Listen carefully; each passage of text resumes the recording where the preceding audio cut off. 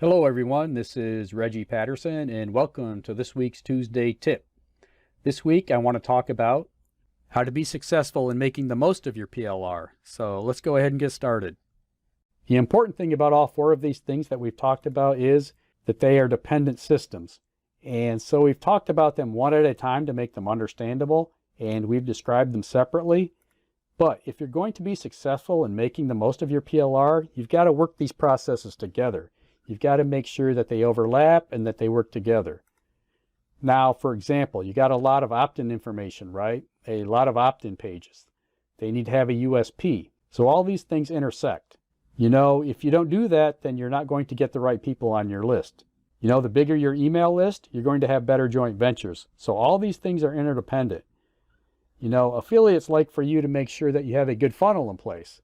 That means you're going to have lots of products and make them available that helps them and gives them a desire to promote for you. So again, all these principles that we have talked about, they're not static. They all work together. So think about ways in which they work together, and you're going to see them overlap. You having a USP, building a list, collaborations, and exponential growth. They all work together. Okay, remember, you can get access to our newsletter at IamProfitsCoach.com.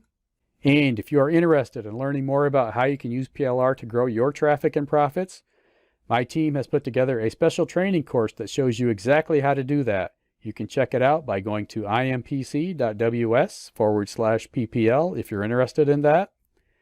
Also, be sure to take a look at our Digital Retirement Rebels Insiders Club at impc.ws/14day. Okay, so with that, thanks for hanging out with me today, and I will see you next time.